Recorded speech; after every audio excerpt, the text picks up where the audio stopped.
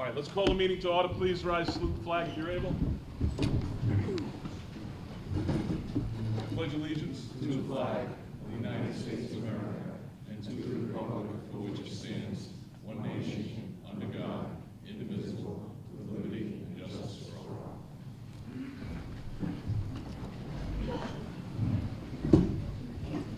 Thank you.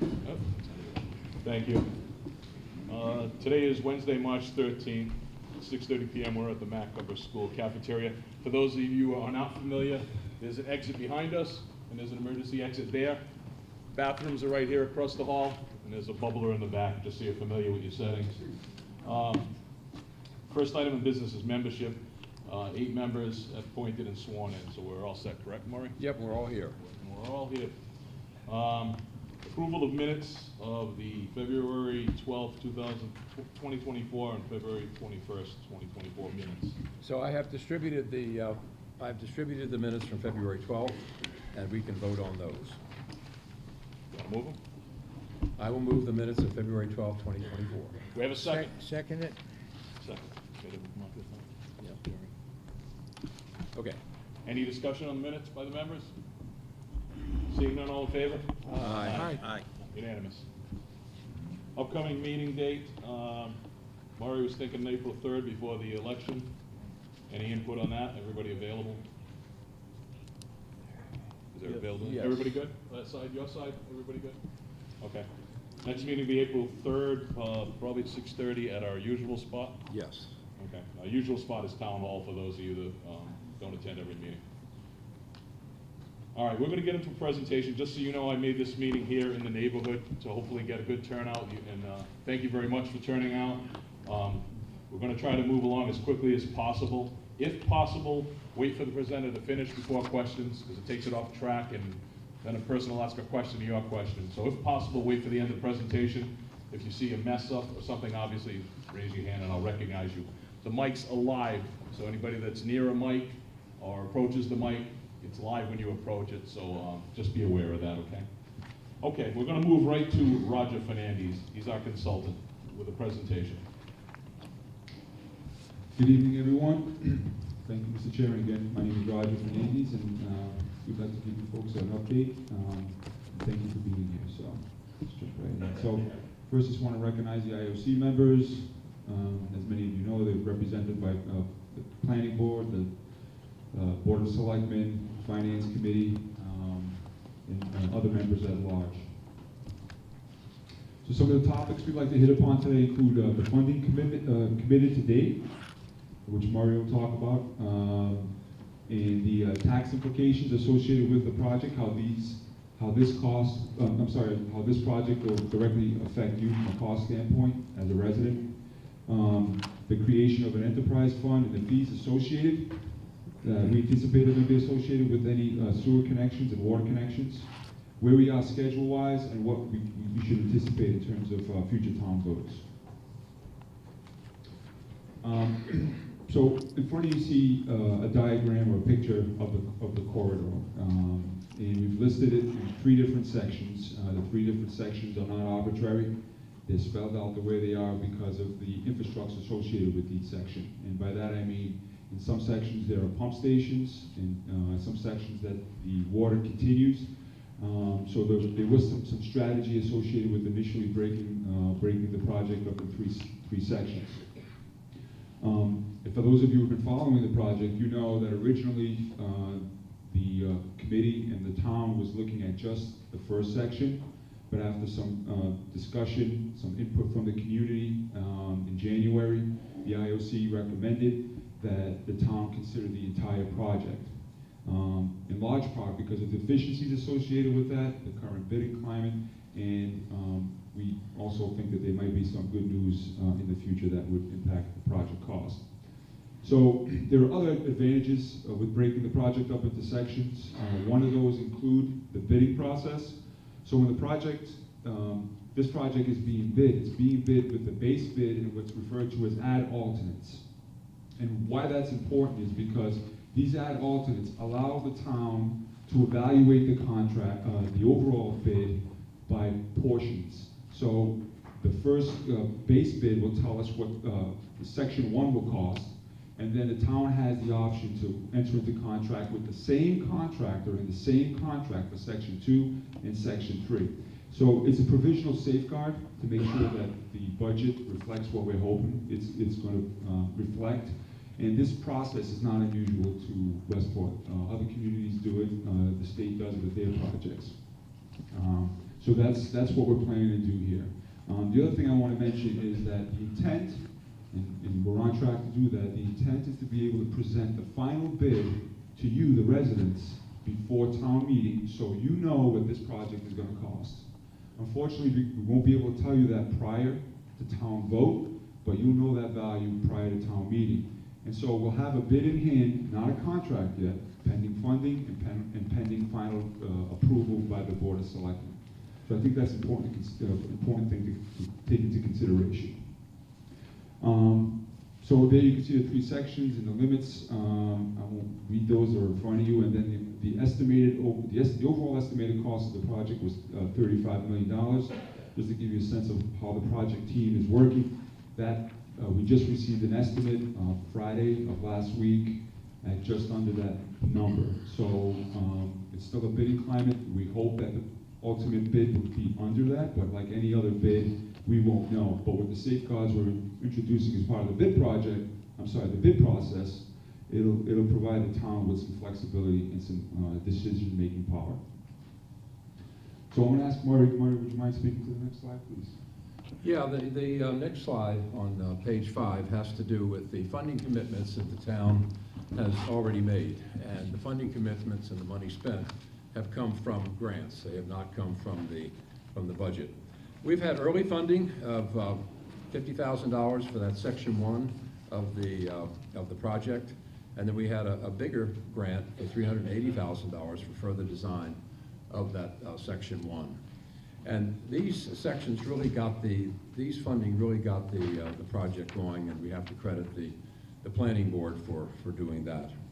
Our Senator Rodericks got an ARPA earmark for $1 million, and this has largely funded all of the design and engineering work that Kleinfelder Engineers has done to date, and we have spent $612,000 of that, with $388,000 remaining.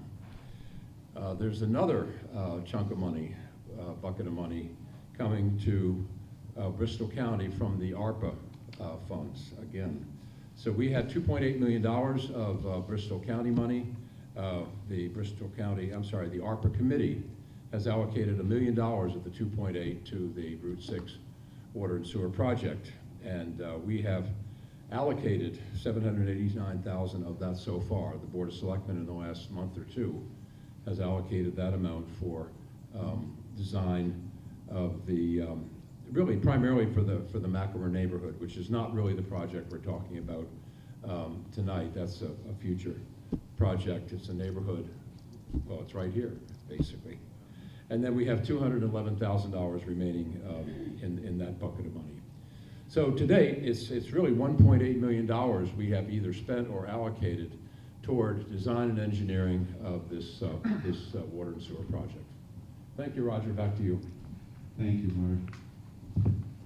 So I just wanted to back up for 1 second and just let folks know with respect to the trunk line itself in the Route 6 section, I should have mentioned that the extents in that rendering basically put that line from the Fall River line all the way up to the Dartmouth Island, just to give you a sense of reference.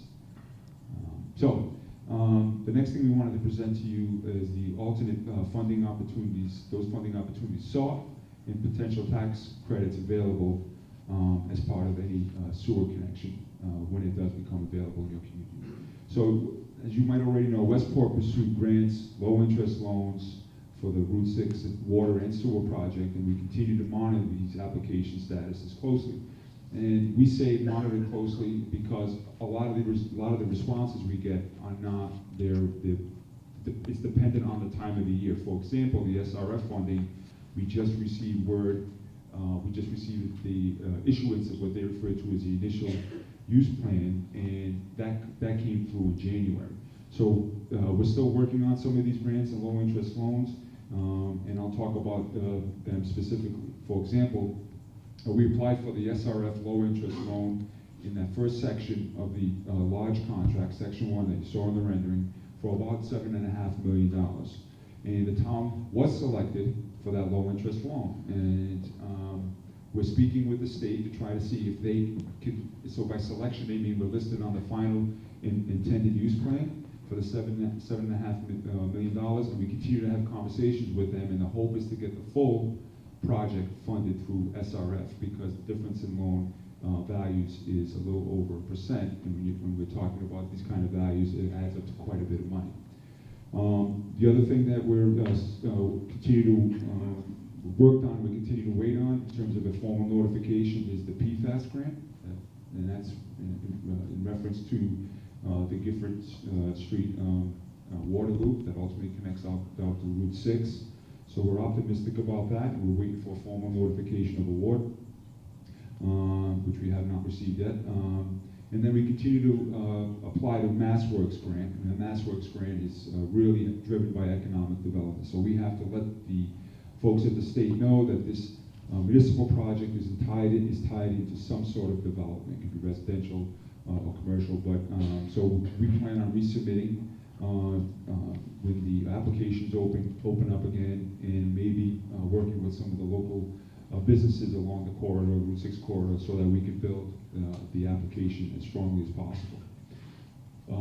Another thing that's relatively recent that is sort of a big deal, and that is that in 2023, Massachusetts introduced a significant tax credit to homeowners with failed septic systems to include, so this tax credit includes connecting to the municipal sewers. So the tax credit could be up to $18,000 or 60% of the cost, up to $30,000. And you're able basically to take that credit at $4,000 annually over a period of up to 5 years. And that credit becomes available the year that the sewer is connected to the system. So that could end up being quite a bit of savings. Okay, I'm sorry. There we go.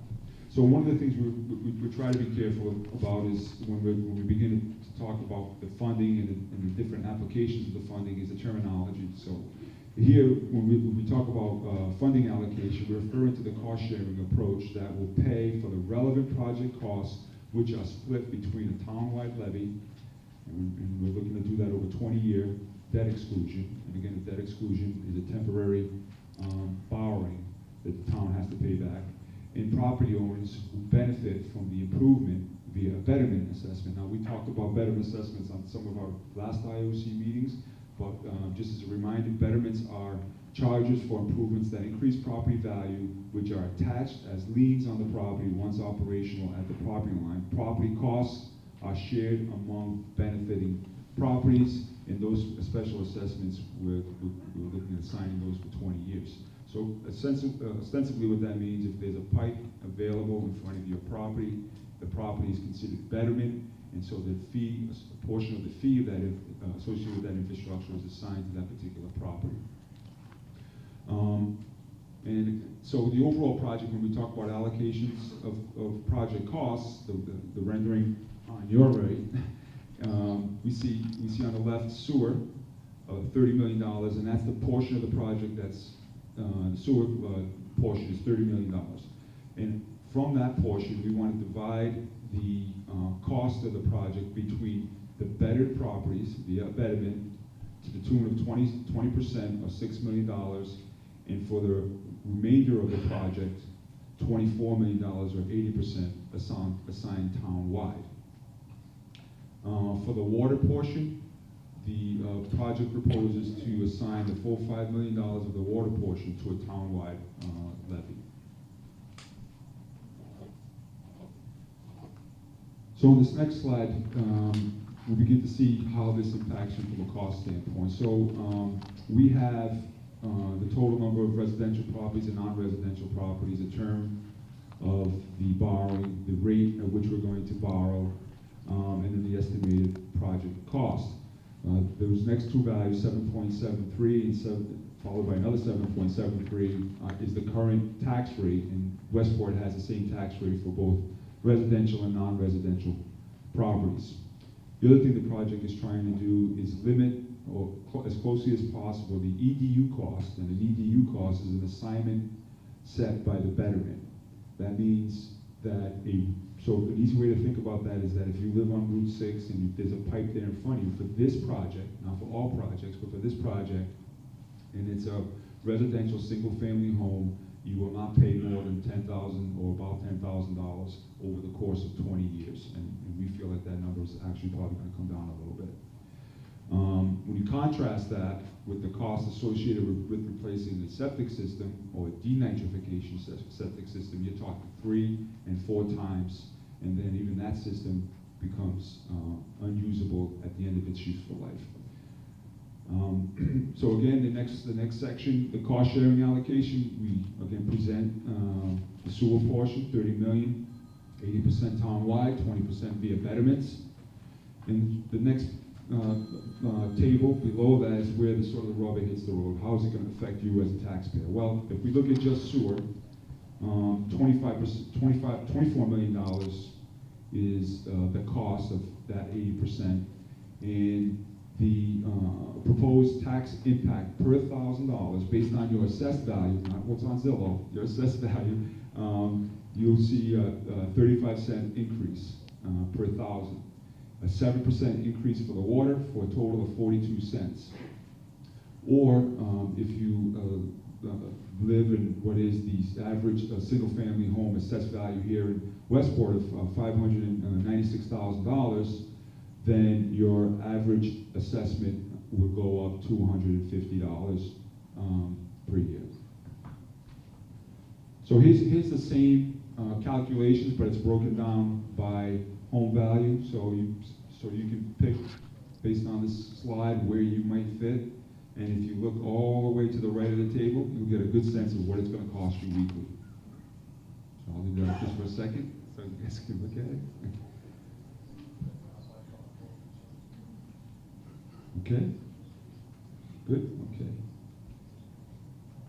So when we're placing sewer in your roads, and we're creating a system, there's a requirement to be able to own and maintain that system, operate and maintain that system. That's where the term O&M, as most of you might know, comes in, operations and maintenance. There's a cost associated with that. And in a new system, that cost tends to be low, but like anything else, as it gets older, by older, 10, 20, and so on years down the road, those costs tend to increase, and eventually things need to be replaced. So the town needs to be able to create an enterprise fund to consider those future costs, as well as be able to pay the user fees for disposal of sewage and the acquisition or getting of water. So a water line enterprise fund or water service enterprise fund already exists in Westport. So you have water systems. So we'd have to do the same thing for sewer. We'd have to set up a sewer enterprise fund, and there's a statute associated with that, and that'll be something you see at town meeting. MGL Chapter 44 tells us how we can do that. And as I just mentioned, with this project, there are going to be user fees. So the user fee or rates for Westport residents utilizing Fall River's water and future sewer service are as follows. So Fall River charges its residents the base rate of $3.77 per 100 cubic feet, not gallon, 100 cubic feet. There's about 748 gallons in a 100 cubic foot. So Westport, and we'll give you a sense of what that might look like for a traditional homeowner at the end. But so Westport users pay 55% more than the base rate for Fall River, which amounts to about $5.84 for water. This is currently what's in place. And then Westport charges the $7.28 per CCF. So again, the markup that you're seeing in the water bill from Fall River is because Fall River requires it. It's not a town, it's the town markup, it's a Fall River markup. And so the same application would take place when we're discussing sewer. The base rate for sewer services for Fall River residents is $6.06. Westport users would be charged an additional 5% more than the base rate, resulting in a rate of $9.39. And we would include the same markup, if you will, to cover operations and maintenance of 25%, bringing the total sewer fee, anticipated sewer fee for Westport residents to $11.74.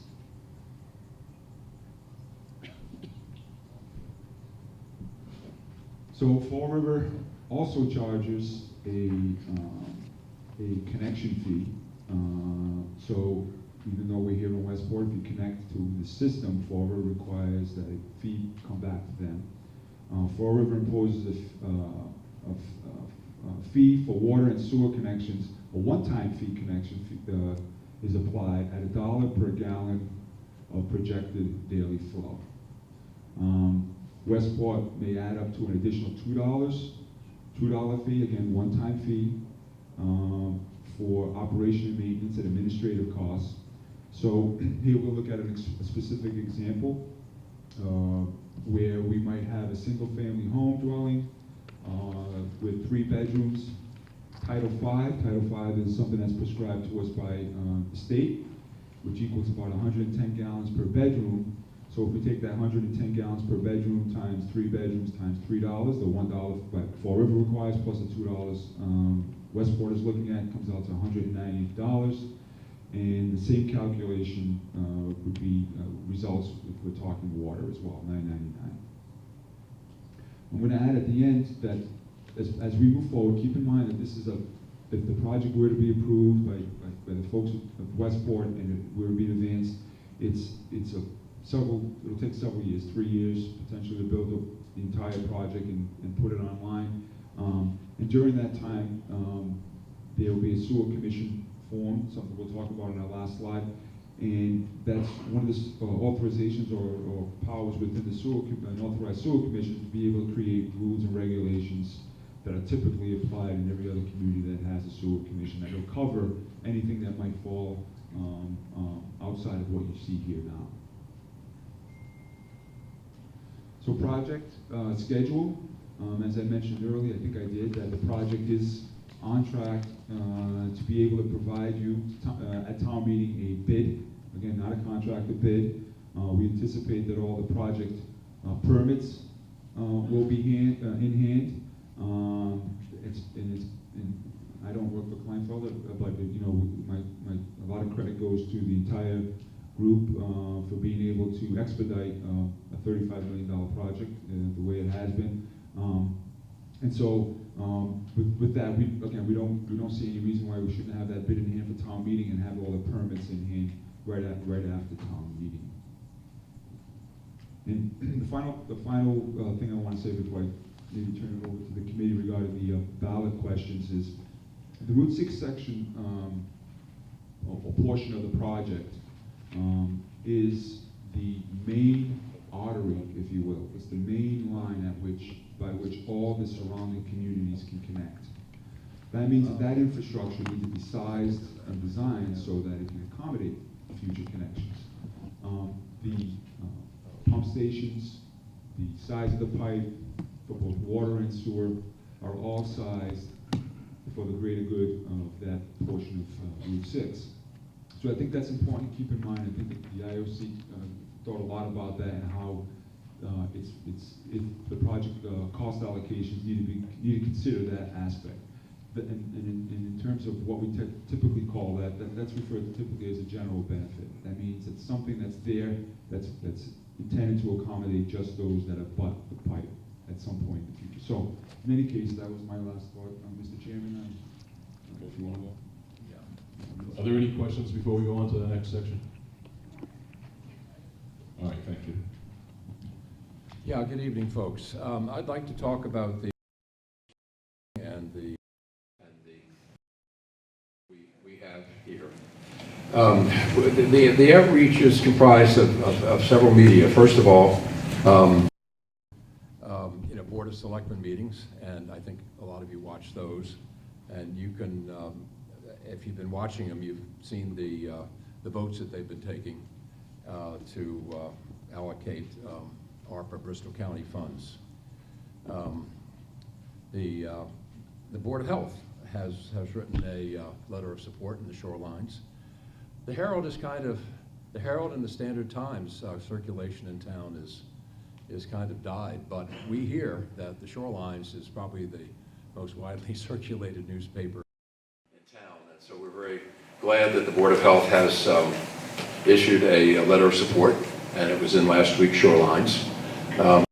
Shoreline should have a letter from the Planning Board. The chair has written a letter, and we will find that probably in tomorrow's edition. Also, we are here as the Infrastructure Oversight Committee. If you've been following us, you know we were established in June of 2022 by the Board of Selectmen to really oversee the project, the design and engineering, and now as we move forward to the actual authorization of the debt component, which will be at the ballot box in a month and at town meeting in a couple of months. And we were here tonight. We had a large meeting at the new auditorium of the middle and high school on January 24th. And we're back here tonight because we believe it is important to have outreach to the North End community. And so we did the high school, and now we're doing the Macklemore School. We have other outreach. We have worked very closely with a couple of environmental groups, the Westport River Watershed Alliance and the Buzzards Bay Coalition. They are very active in actually helping us in outreach, and we are doing other things as well. Well, last night we presented before the Finance Committee. They grilled us for 2 hours and 15 minutes. It was quite a meeting, but they really do seem very interested in our project. And hopefully we will get a positive recommendation from them as they sit on the stage at the town meeting in May. And going forward, we've got a meeting this Saturday at the general meeting of the Westport Point Neighborhood Association. That's at the Howland House, the Methodist Church at the Point. It's part of the general meeting that goes from 10 a.m. to 12 noon. And then, just to wrap up this part, you're going to see some yard signs. We had them printed, and we took delivery of 100 of them today, and so you should see them popping up around town. We might have a second 100, hopefully. And then there will be mailings. It's going to be a joint effort of the Buzzards Bay and the Westport River Watershed Alliance, but it's going to be to all 5 precincts in town, and that will be closer to the date of the town election, which is April 9th. That is, in summary, some of the outreach that we've been undertaking. So that's the end of my report. I don't know. Some important dates everybody needs to know. On the town election ballot, April 9th, there'll be a question to support the project. There will not be a dollar number. We can't put a dollar number by law. But that's going to give the community an idea of who supports this or not. It's kind of it's coming up quick, okay? So we need anybody that supports this project to get out and vote, because that's going to prove who supports it. In general, the North End doesn't vote. So the ones that are involved in this project don't generally vote as much as the South End. We've got to convince the South End to pay for the project up here. So you guys need to show there's a need. If we don't get the high count, obviously we're not going to do as good at town meeting. Let me back up a little bit. If it does happen to fail at the ballot box and passes at town meeting, we will probably come back with it. But we need to have evidence that it's needed. And if it's voted down in the North End, it's going to be a lot tougher sell to bring it to a special town meeting. Does everybody know what I'm talking about? We're asking for the town to pay 80% of this project, for the users to pay 20%, asking the town to pay 100% to bring the water to the neighborhoods, okay? So this way it's not a betterment for your water for everybody that's involved. So we just need to make that clear. It's very important to get out and show that if you support this project or not on April 9th, okay? All right, the next point. Well, Jerry has some points he wants to make. Oh, I'm Jerry sorry. Catino. Yeah, go ahead, Jerry. And so he's got some comments that he'd like to make.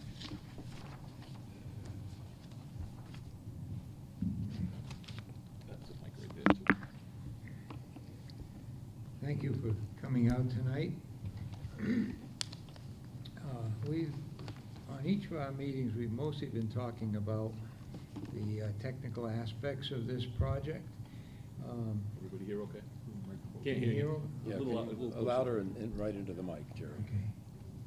Anyway, we've been talking mostly That's about good. technical aspects of the project and the funding, but we really have to get out there and get the true factual information about the project. I read some of the stuff about everybody's required to tie in and things like that, and I don't ever recall us saying that.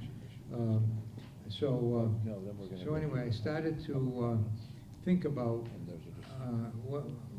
how we should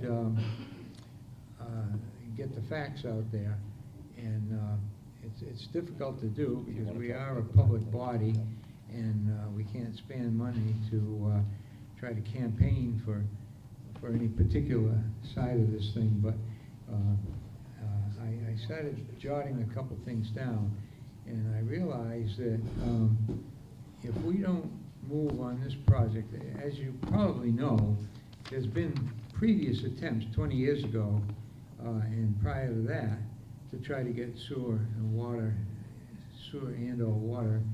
on Route 6 because of the various environmental issues that are up there and the small lots and so on, the other things that we have talked about. But right now, as you know, those failed, primarily failed. And so right now, I feel that we have to do it this time or just forget about it, because I don't think you're going to get it 2 years from now. I don't think you're going to get it 5 years from now, 10 years from now, even 20 years from now. Very difficult to see the future, but the reasons I'm saying that is right now, it seems to me, in my own personal opinion, that a lot of things have come together at the right time, right way, to make it so that this will be your opportunity if you want that project. And I just jotted down a few of them today. One is the availability, potential availability, and the availability of ARPA funds. I don't expect that too much in the future, and I don't think any of us would. The public and governmental recognition generally across the nation right now, where people are realizing they've got to put money into the infrastructure, highways, sewer systems, and so forth. So I think that's another thing that will help us at this time. We have, in our town, we're very fortunate right now, in my opinion at least, I do watch this pretty closely, to have a very strong, interested, and active local planning board.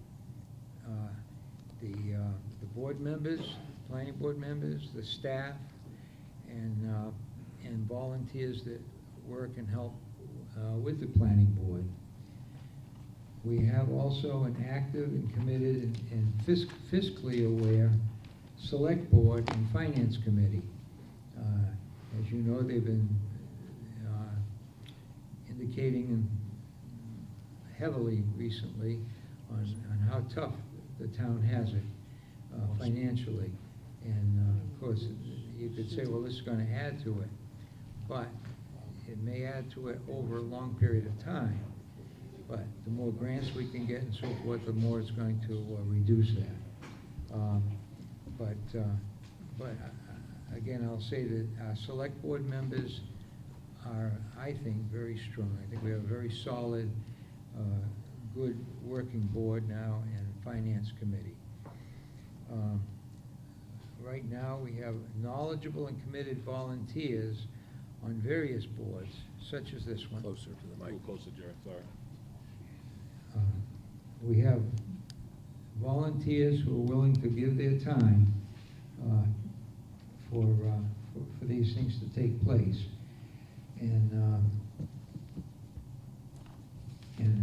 I particularly want to commend the volunteers even on this board, who have a particular expertise in sewer and water excavation and installation and so forth.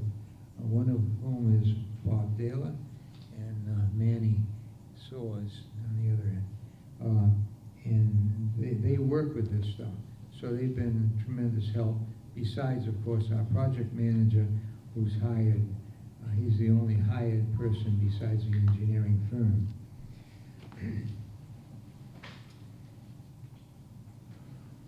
We have a number of interested and involved general public, part of the general public, like you folks tonight.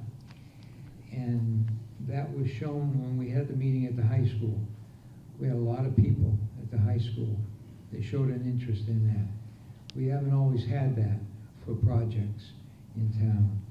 So hopefully that will help us get the word out.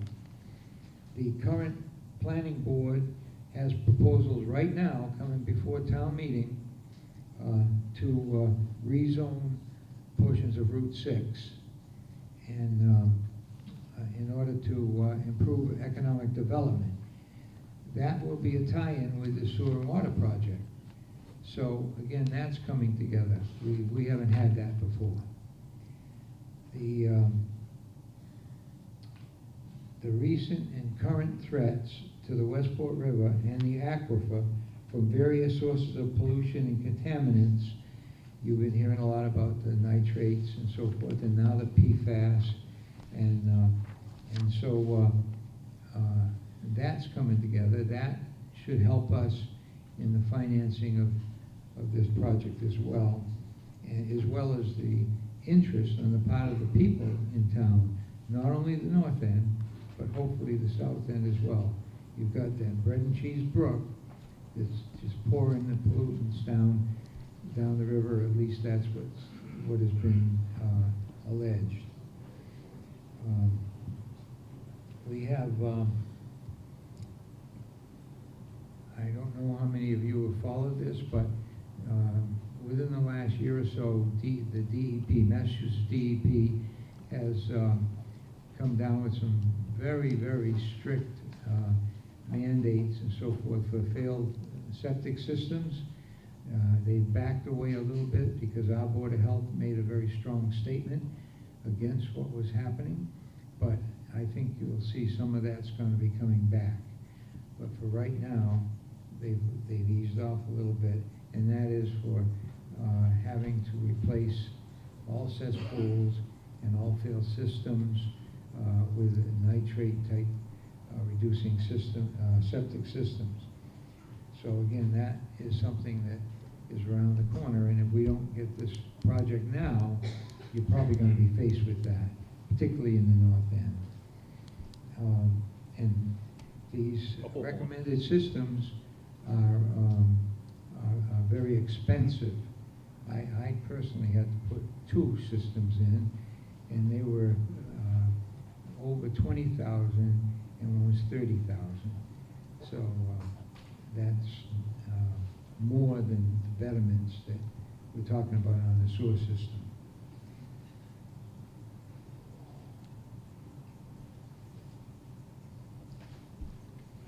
Okay, yeah, the other thing, just 2 more.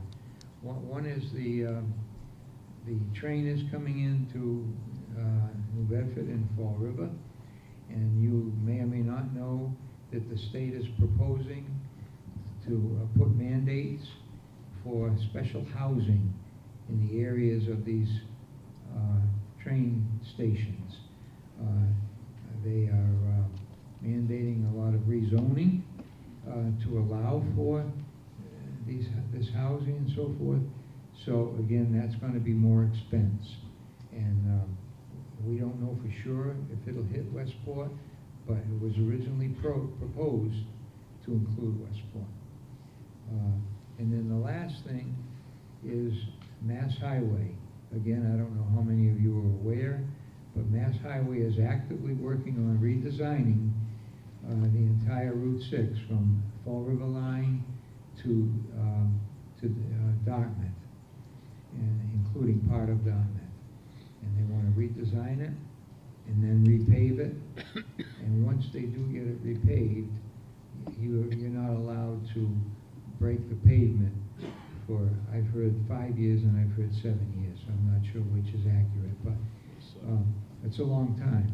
And so you basically, if we don't get it going this time, I think you're gonna be out of luck. Thank you, Jim.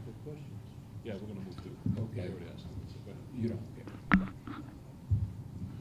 All right, folks, once again, we have public comments on the agenda. Did anybody want to bring up anything or speak about anything? The mics are up here, if you could. If you could just state your name, too, for the records. Jeremy Packard, I live on Russell Street. Just two things. They can't hear you, yeah, sorry. That bad? Yeah, the first person, so. Yeah, Jeremy Packard, Russell Street. I just have two things. You guys show the average tax increase for households based on value, you had that slide. And you broke it down by weekly costs. Yep. I just think that's a little misleading. I think monthly and annual would probably give a little more context. We have both. I thought it was just weekly. No, we have both. I'll just back up a little. So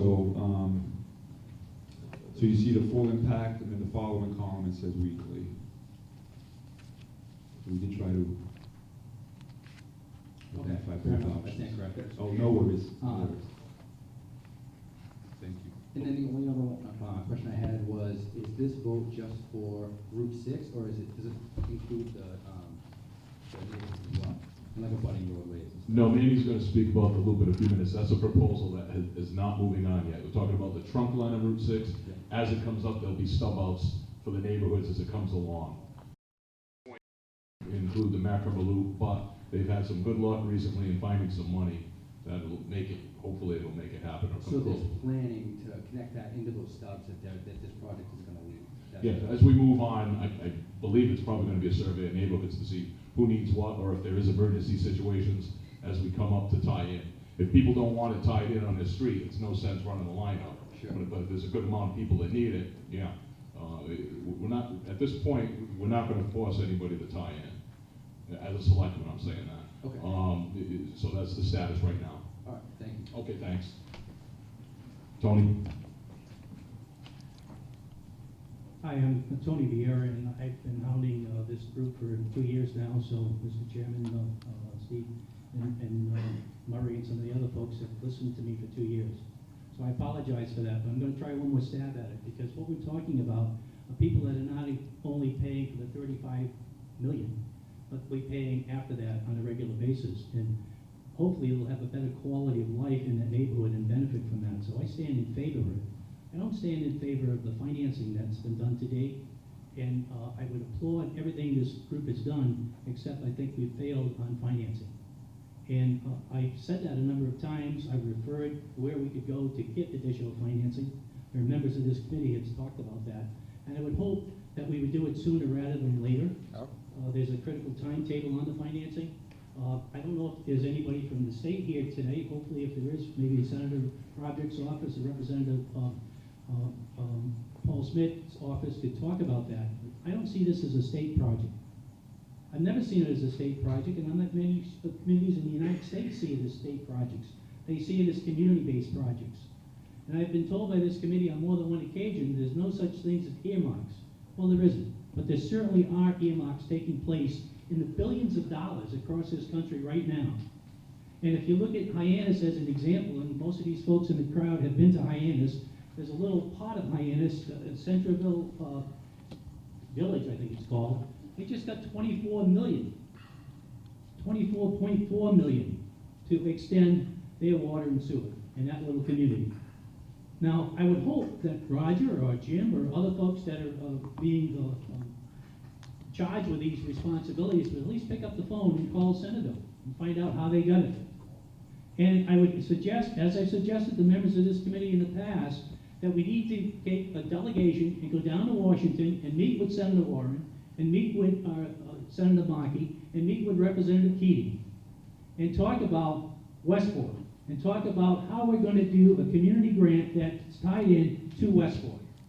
I'm not talking about something that's unusual. Matter of fact, I can't even find another community across the country that's tried to do this type of project without getting 75 or 80% covered by the federal government.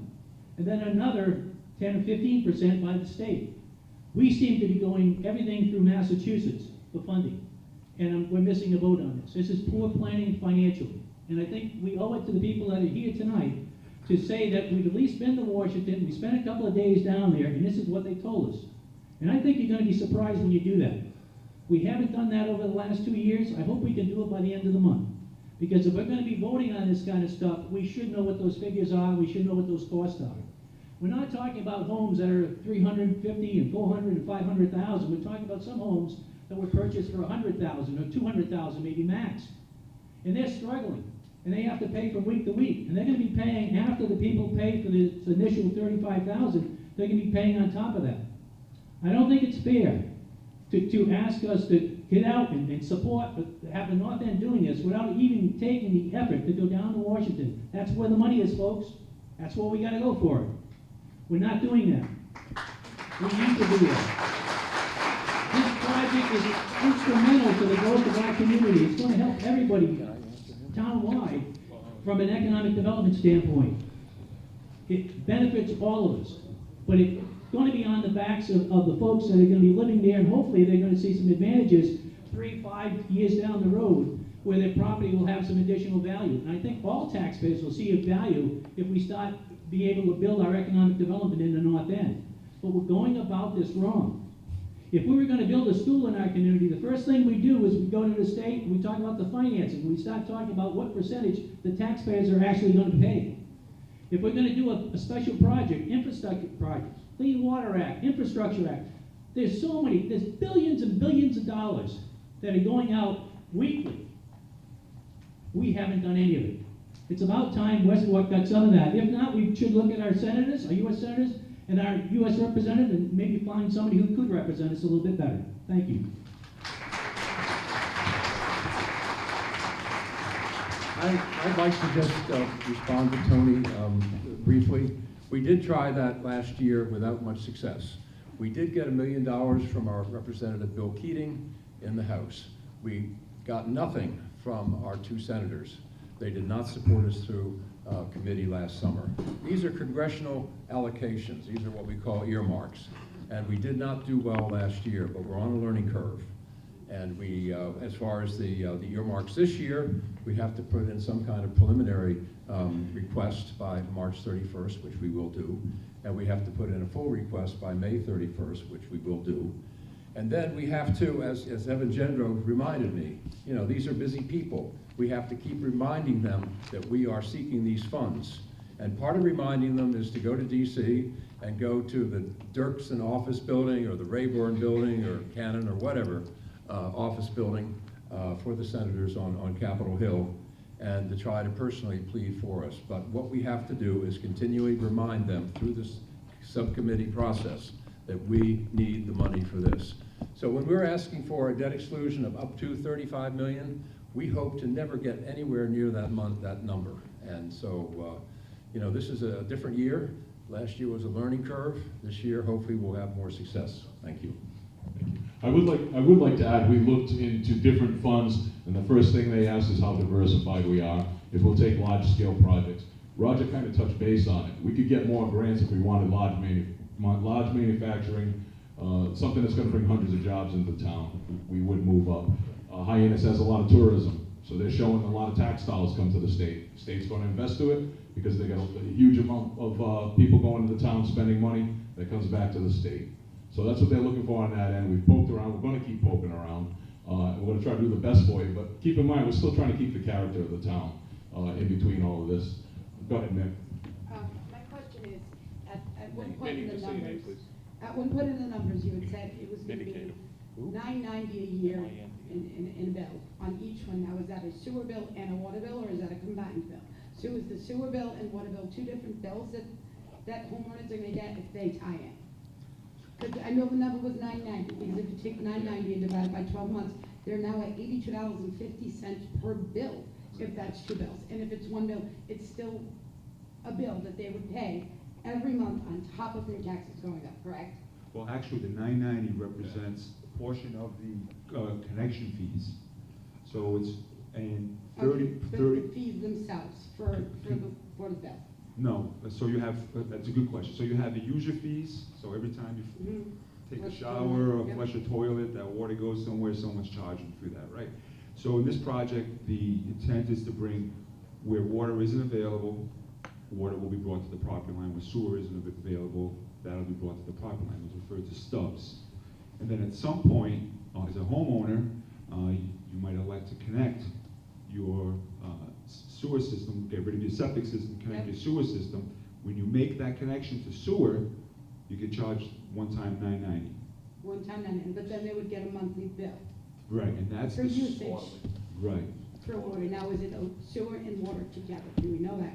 Or are they getting two bills if they got sewer and water? Two bills. So you get one for water, And which you- you do now. If you have water, if you don't have a well, you get a bill for water use. Okay. And then if you connect to the sewer system, you'll get charged the sewer user fee, just like everybody, for example, in Fall River does right now. Okay. My next question goes to, somebody made the comment of to redesign Route 6.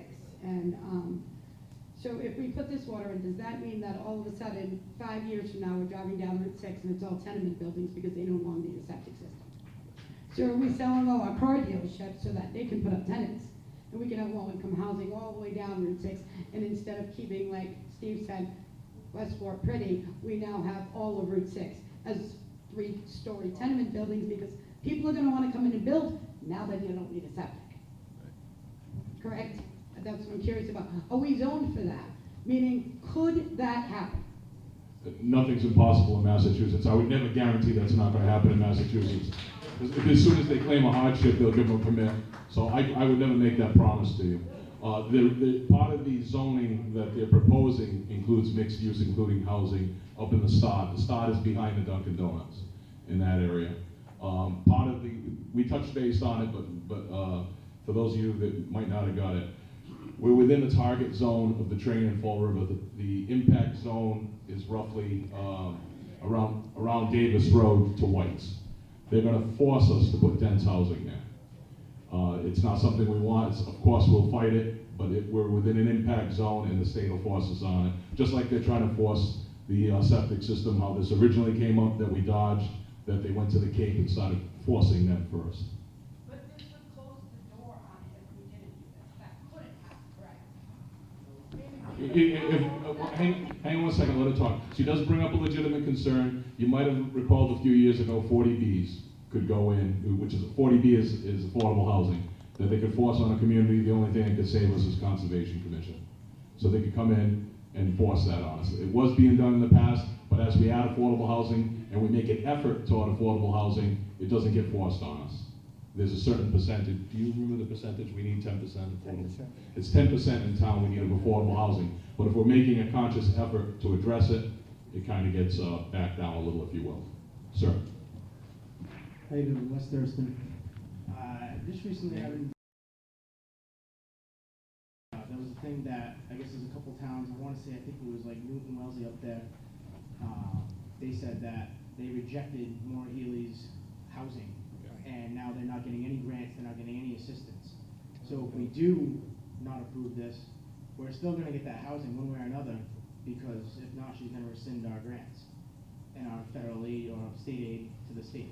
Like I kind of glossed over, yeah, the more grants we get, there's usually more tie-ins to it. Again, they are looking for housing, that's a fact. And that's what I believe, if Manny, you want to chime in, that's the first thing she asked when we were looking for money is, how many houses could we add? That was me. Oh, I'm sorry, Maury is the one that kind of, excuse me, let me introduce everybody. I'm sorry I failed to do it at the beginning. Jim Hartnett's our town administrator. Bob Daler is the one that started a lot of this. He's on planning board. Jerry Condino is on the ZBA. Maury, Economic Development. Myself, Steve Willett, Selectman. Roger Fernandez is our consultant. Joe Amaral owns Amaral Bus. He's an at-large member. Manny Saws is on planning board and the Selectman. And Chris Thatcher, FinCom? FinCom. Just so you know the full committee that's representing you. Tony, go ahead. Steve, I think it's a little misleading to assume that the housing and the idea of the train, that we're going to be forced to do things on Route 6. We may be, But that may be an argument, as you say, not to have water and sewer Route 6, because it'll be up to the state to provide that the same way White's Restaurant did when they were going to have that need. But I think it's also misleading to suggest that if we go after these federal funds with the congressional application for Westport, that we're going to be all these strings attached to them. If you look at them, if just in Senator Markey and Senator Warren, there's over 196 pages. Anybody can go home tonight and Google it. And they're not with strings attached to them. They're direct stuff that goes down, and they're not all water and sewer. A lot of them are, but there's a track that's being funded close by in another community for $10,000. I don't know if John Bullett's here, but John, you've got another 10,000 for the 10 million, I should say, for the track, and another 10 million, a little over 10 million, to expand the water treatment center in the city of New Bedford. There's stuff down in Carver. There's stuff all around the state of Massachusetts. There's all kinds of grants without strings attached. That's why the earmarks. They help out communities for areas that really of a need. And politically, they've been doing this for ages. Tip O'Neill was a great one for doing that many years ago. We still have those things going on. It's part of the political process. We're not taking advantage of it. The U.S. senators and our U.S. representatives taking advantage of it, but for some reason, it does take some effort, Murray, and I'm glad to hear you are going down and going to the 31st. It hasn't changed. Said the same thing last year. We can check the tape. Let's get it done. Manny, go ahead. All right.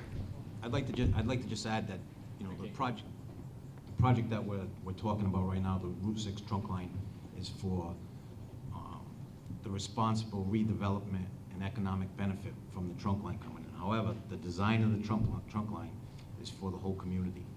And this neighborhood here and the need for public health and the environmental impact of the whole project for Westport Sewer and Water. So when we're talking about going to the federal government, that's what we need to talk about. We need to talk about the whole project and what it's going to do for this neighborhood. So this neighborhood right now, we've moved forward with the survey of the entire neighborhood to Sylvain on the edge of Kyle Jacob. And the Bread and Cheese Brook cuts right through it. So we've done the survey for the complete sewer and water design for this neighborhood. This neighborhood is, we're gonna find, I've been told by the planner that it wasn't an environmental injustice neighborhood, but they were looking at different criteria. We have a big swath up Route 6 that was designated as an environmental injustice neighborhood based on income criteria. This neighborhood, I'd say probably 90% of the septics won't meet Title V. So this is going to be the public health and the environmental benefit. So we did apply for a grant, and this is what I'm seeing on our problem and failures on our grants, is we applied for a PFAS grant. It was a simple application just on the Backhammer Loop, just to hit the school, come out Osborne and go back on Route 6 and connect some a public well on Route 6. I think what we need to do, like we just said, is we need to look at the whole project. And when we're going to the federal government for funding, we need to do exactly that, because just from that loop, what we're finding out is there's going to be no cost to bring that water main past your house, and that's what's going to happen as we expand the municipal water in Westport. So if we go to the federal government, we say, I know Bob Dale did have some numbers, you know, and it was spread out over 20, 30 years on a cost, but 20, 30 years from now, the cost is going to be a lot more drastic. We've already seen, I mean, Steve's been around for a while on some of the original studies and what the costs were. We know what the cost has changed just in the last 5 years. So, I mean, it is time for action, and, you know, I'm willing to take the lead and go knock on some doors in Washington if people want to send us there.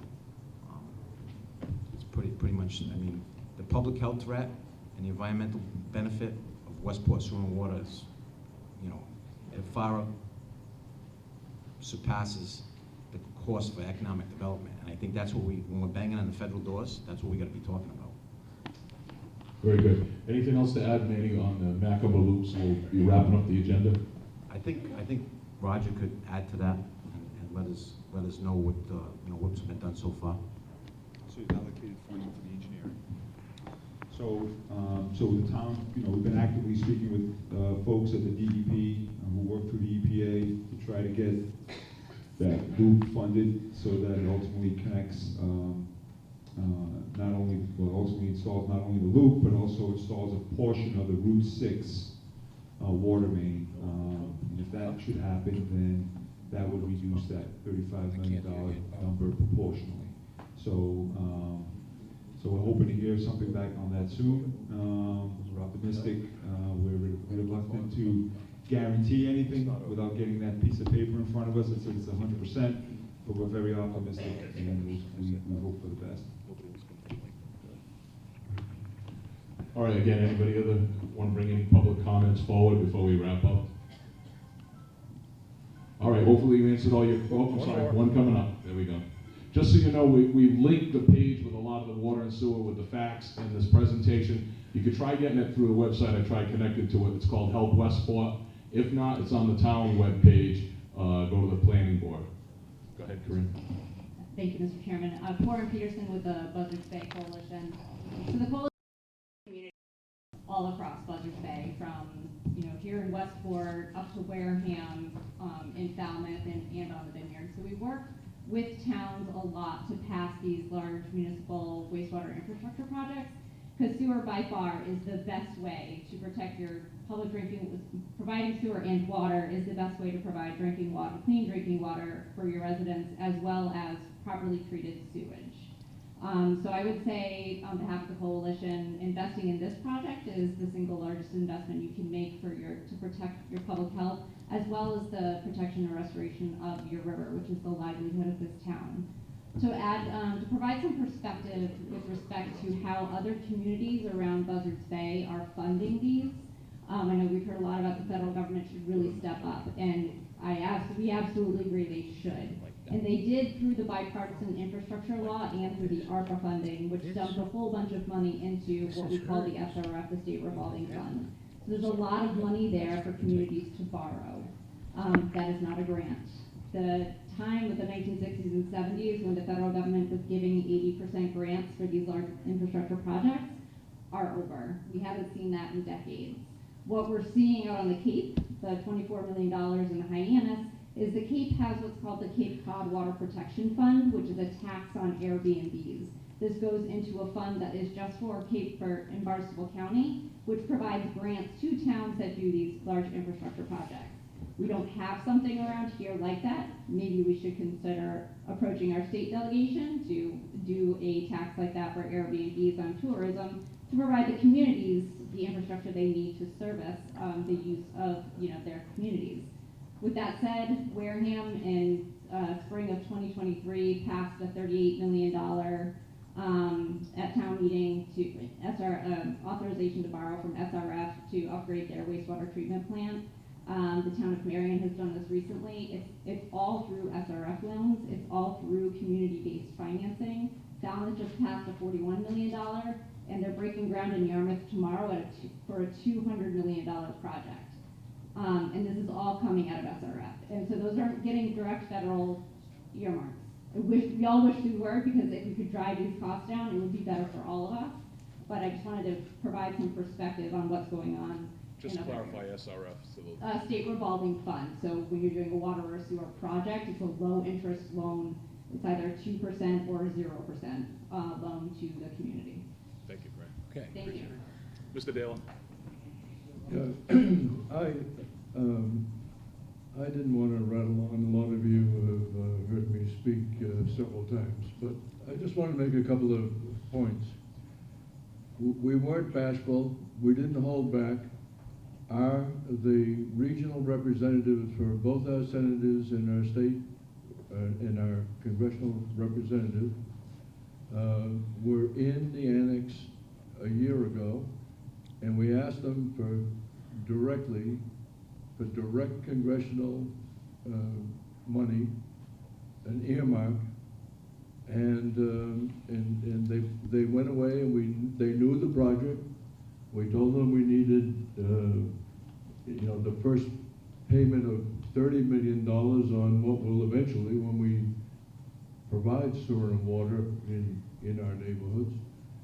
$60 or $70 million.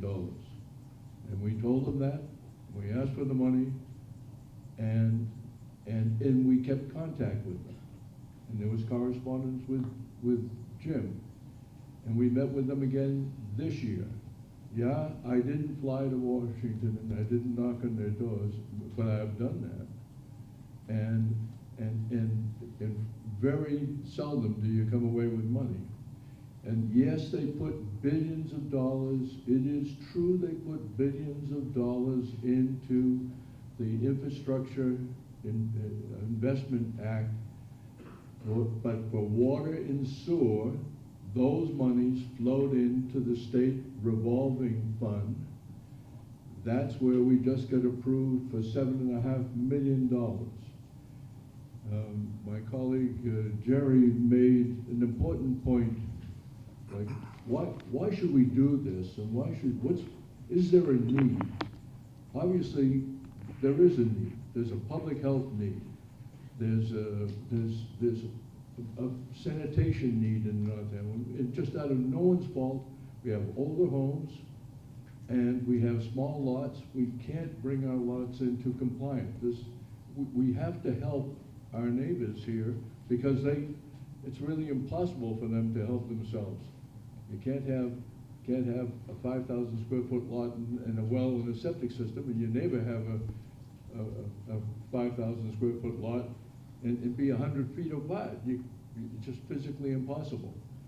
So, and we've known the need for 20 years. It's been one of the priorities in the state, in our town master plan, and we haven't acted. And we had this opportunity in which we had the right attitude among the leadership in the town, and we had the recovery monies from COVID. So it isn't like, this isn't a miracle. We had a COVID, people died, the federal government acted and put recovery monies for the towns to recover from the impact of COVID. We took those monies and created a design. And we're gonna put that design out to bid right now. And what are we doing with the bid? We're taking that bid to chase the other federal money in the loans. So we used federal money to come and chase more federal money. And yeah, it's the $35 million, but that's the budget. Coming out of that will be whatever we get off the top, whatever we get in grants, whatever we get in debt forgiveness is what they call a grant when it's a loan. All of that comes off the top, and what we actually borrow is the local share piece.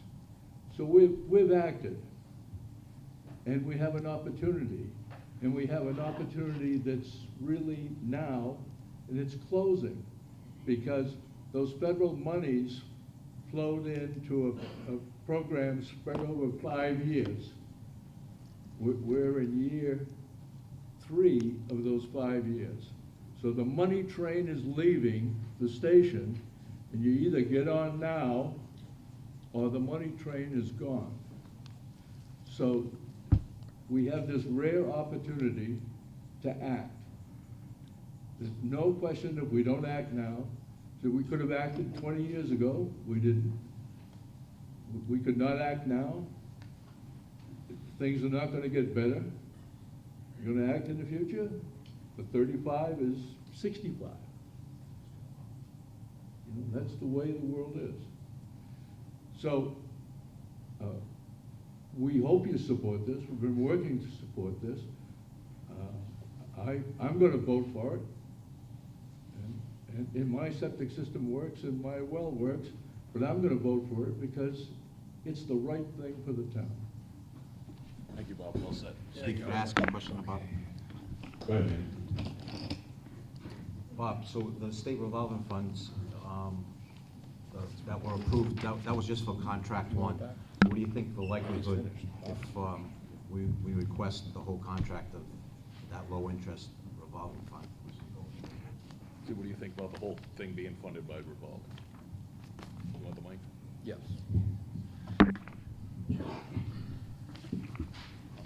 Sorry about that. So we had discussions with Mass DEP last week when they changed our scoring, thanks to Maury and a few others, to get us to qualify for the $7.5 million for the SRF. They indicated that they wanted us to come back, right? So next year we will reapply again. They also gave us some indication that they may consider increasing it based on our current project. So there's definitely an opportunity to get additional funding through SRF. It's not guaranteed at this time, but they seem encouraged and they wanted us to go forward with it. Okay, and I'd like to just add, the first $7.5 million at 2.4% will save us over $1 million, almost $2 million versus the rate of 3.75% discharged by investment bankers these days. That's just the first section of the first contract. We got 2 more. So, you know, in the end, if we had to do the state revolving fund financing, we will save $5, $6, $7 million over the public market. Mr. Luciano. Thank you, Rob Machado here. The first $7.5 million that you received, is that for, were you considering contract one? It is. We filed last year for $7.5 million. And you got denied twice, correct? Pardon? And you got denied twice. We got denied twice for Mass Works. This is state revolving fund. We initially got denied because our scoring was wrong. When was that application put in? That was a 2023 application for 2024, so it's the current one. But we got onto the Zoom meeting that the DEP held in late January, and they reviewed it, and we reacted very quickly with a couple of letters, and those couple of letters raised our score from 330 to 530. So the application that was put in for the $7.5 million was filed when? It was filed last year, I think August of 2023. Gotcha, because to address that woman back there in a stage back there that doesn't like all the houses going up on Route 6, if you approve Gateway, that's approving all the houses. They're rezoning Route 6 for houses. That's what the zoning board is doing. So if you deny Gateway, then that'll stop the houses. There's a bylaw currently in place on Route 6 where if you knock down your house, you can't build another one, correct? Up to 500 feet back. Right? You have to keep one wall. Yeah, there's methods to get around Right. that. Yeah. So right now on Route 6, you wouldn't be able to build any housing complexes. Right now, the current law that stands in place. But if you approve the Gateway, then they'll be building houses from 88 Bridge right into Fall River. That's what the $7.5 million is for. Instead of everybody that's in the room, anybody here from Southwest Florida? Yeah. I'm sure there must be a couple. But other than that, the majority of people are all here from the north, right? Yeah. And so there's nothing in this for you. I mean, this first phase is from 88 Bridge into Fall River. This was supposed to be the trunk line. When we had voted down at the high school, this was for the trunk line on Route 6. So the $7.5 million came in for the first phase, and the application got put up. What restrictions came with that money? I'm sorry, I didn't understand your question. Restrictions on the 7.5. What it is. Well, it's in that first contract area from White's to Route 88. Right. And we went in for $7.5 million. That was the estimate last year. The current estimate is about 8.1. So we're still very close. Right. And so the Mass Grant Works, that goes out in June, correct? That's due June 1st. Right, But and we that'll need, go out for fees. that's an economic development contract. We need a project. And I've been working on the owner of Edgewater Apartments because he has 2 Edgewater Right. apartments. He has land to build a 3rd Yep. Edgewater apartment And building. on the agreement of the $7.5 million, what did you agree on to get that money? What was the deal with that? Jim Hartnett, please. It's a sewer loan. Yeah, but when you got the sewer loan, what did you tell them was going to be happening? We told them we were gonna build a sewer. There's no caveat. But the 2 applications denied through Mass Grant were saying not enough points of interest. That I understood. This one here, you're gonna be building a sewer.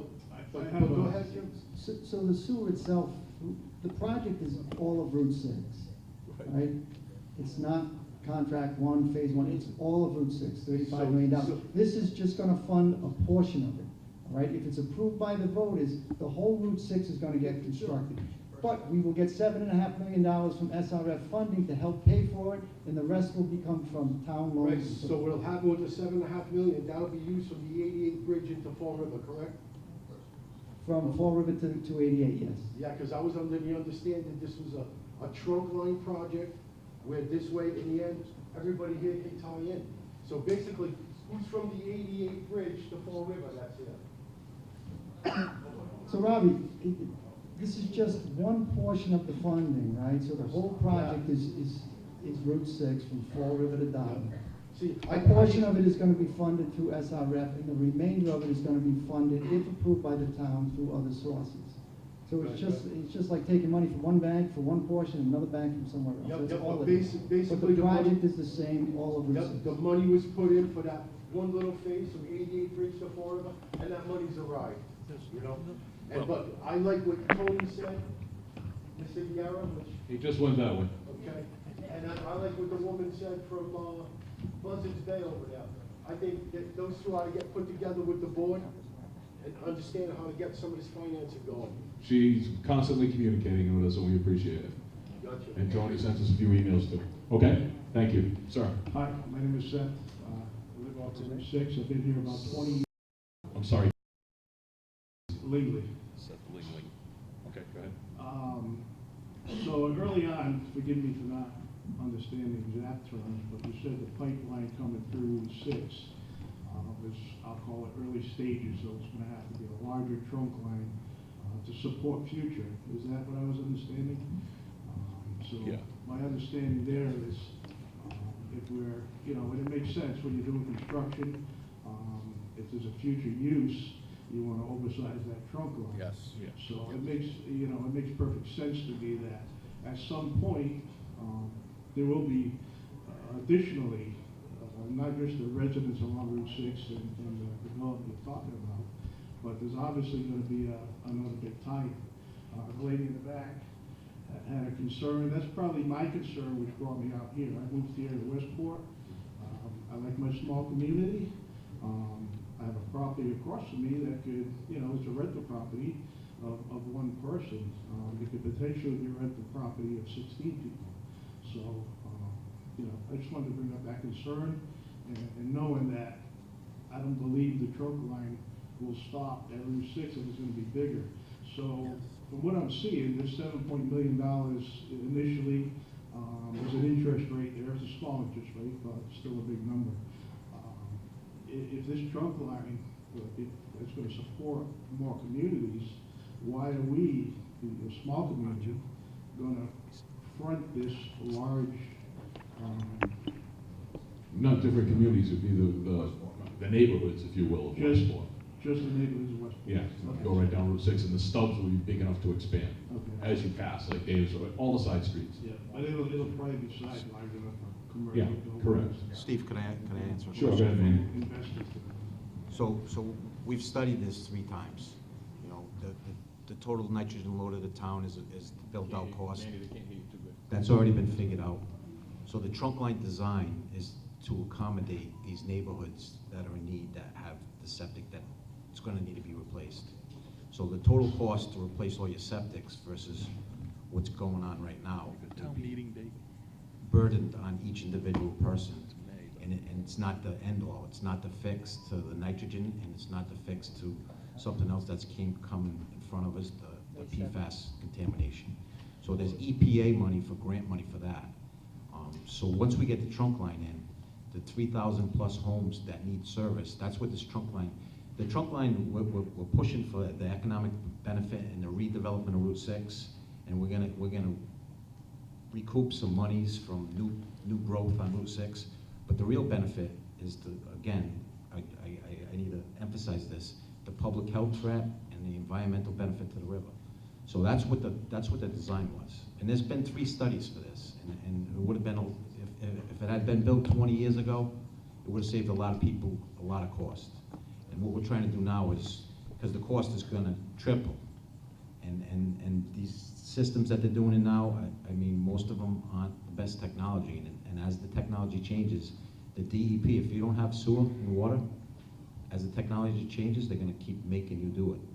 So sewer and municipal sewer and water is the end all for it. That's what fixes this stuff. And I believe like what Tony said, I think that the PFAS money is EPA grant money for these type of neighborhoods.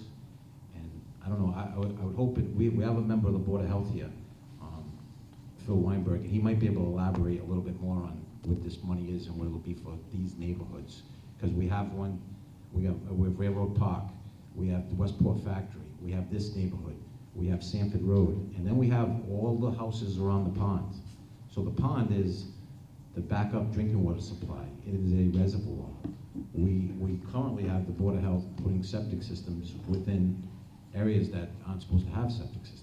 So to help all those residents out there, the only thing that fixes that, because when the DEP comes knocking on that, they're gonna need to go to clean water standards, not Westport's Board of Health regulation. So we're really trying to, this trunk line is gonna help the neighborhood. We're not looking to expand, fill us up with apartments. I mean, there's gonna be some pocket stuff. I mean, Route 6, you see where it's like it is now because there's a lot of wetlands, and we're not gonna be Dartmouth. It's not gonna look like Dartmouth. Hopefully we'll have some more restaurants because we don't have a public water supply. I mean, we have on Route 6 right now, we have private public wells that are actually they call them grandfathered because they don't have the correct cone of influence, and I mean that needs to be taken care of with the municipal water, which we have one right now that we're trying to hook up with this Macomber Loop, that the water main is 500 feet away from it. It's a public well that's grandfathered because, and when they say grandfathered, that means there's septic systems in the cone of influence. So this is what we need to do when we talk clean water. And one of the, you know, if they had bring the water main a long time ago, then we probably could have kept going with the septics. But at that, the regulation changes. Sewer and water is the end all. That's good. All right, thank you very much. We're going to be wrapping up. Any other last minute comments? But we want to thank the school department too. We see several members of the school committee here. Thank you for setting up for us. Okay, I see a gentleman come in. I just still want to thank the school committee. Superintendent Auburn's here. We appreciate the setup. Sir. I'm Joe Cato from Arlington. It's tough for me to feel the caring about the environment. You know, it's tough for me to really feel the concern about like the poor people in the small lots over around the pond and all that stuff. But meanwhile, they're gonna have to pay $8 CCF for sewer, $7 for the water. I mean, that shit's, I could have gone and lived in Fairhaven. I grew up in Fairhaven. I didn't decided to move to Fairhaven because I didn't want to pay the water and sewer bill. So why the hell would I want to have a nice fattening for Fall River because they're gonna get their extra cash on it and pay for this? I haven't, you know, my house is, my sewer, my septic and well, something that's all new, so I don't have any concerns with that stuff. But it's not the altruistic, oh, we have to worry about these people that can't afford to put in their updated system. But meanwhile, we're perfectly fine with them paying $16 a month per CCF for the rest of their lives. So like if I'm on a fixed income, that's a shock. So I don't feel like the empathy and the compassion just isn't there for me. I just don't understand. All right, we appreciate Steve, can I answer that question? Please stay right there. Okay, I'm gonna give you a little empathy. So there's a house directly across the street. There's an 80-year-old couple. It's a one-bedroom house. They just installed the denitrification system because their system had failed. And they just spent $42,000. They didn't get it. They didn't get a grant or a loan. At 80 years old, they just spent $42,000 on a one-bedroom denitrification system. That's now. They paid it. Fortunately, they had the money because they didn't have an updated septic like you did. They were on that small grandfathered lot. That all of these are. Yes, that's what's here. That's the 3,000 houses that we need to tie in. So the cost to those 3,000 houses, that was a one-bedroom septic, $42,000. This happened this year. I live on Gifford Road. What do you mean the rest of Westport? Okay, you're worried about 10,000 houses, what about the rest? So the rest, if you're on 60,000 square feet, it's not the same situation. See, these denitrification systems are site-specific, and they're to fix the problem of the small lot. So, there must be something that we don't know. You guys know something that we don't know, because all of a sudden, people got start getting sick, and you're worrying about 3,000 houses now. You're saying that the septic and the water is not healthy, it's not good for us. How long has it been going on? And what should we just find out now? Sir, I'm sorry, just for the record, we need to Gil, carry. my name is Gil Diaguiar. Thank you. What? Gil Diageo. So Gil, I'm not sure how long it's been going on. I said, we have a person that tests the public wells and the water. So, I'm asking those questions right now. We do know that. I understand, I mean, that, and we have questions to ask all of them, you know, I mean, Gil, it's so nice, whatever you guys say. It's nice. I'm sorry, I don't mind you bringing up one point, but the gentleman has the mic. If you could come up after him, I'd really Sure. appreciate it. Sure. But just give him his chop, please, to finish. Sorry. Manny, you're all set? Yep. Did you want to finish up, Yeah, sir? so just one more thing. So like, I know obviously we don't wanna kick anybody out of their home, but like, if you can't afford it, why don't you just downsize your house to somewhere else? I mean, everyone else seems like when everyone else, essentially every house You when woke up sell the it, you're natives gonna now. probably sell title fine. Can I explain something to you? All right. But you're gonna- Can I explain one thing to Can you? I So, finish? Folks, please, I appreciate it. You've been doing great all night. No, but every house, essentially, you know, like, so my house had to get that stuff in because it failed. So, the next thing is just gonna happen to those houses, so it's, the next person is just gonna have to pay for the update, and if they can't afford it, then, you know, you don't buy the house. It's not a financial possibility then. All right, we're talking about seniors that have been here probably for 50, 60 years, but Manny, do you have anything? I have a comment on that because there's a, Well, that's not gonna help them if that's the case, if they're in their 80s, I mean, by the time this comes around, well, you know what? We're the only community in the whole state that isn't grandfathered until they sell their house. Because the Board of Health created a regulation, and they're telling them they gotta replace them in 2 years. And they sent people this flyer in this neighborhood. So when you changed your septic, you bought the house, right? it was somebody already, Because they were selling the house. Yeah. Okay, so these people who bought the houses in the 50s and 60s, like everybody else in the state, is grandfathered as long as it isn't a public health threat. If it's a public health threat, it can be, and if you have sewer in the area, it's a minimal repair until sewer comes by.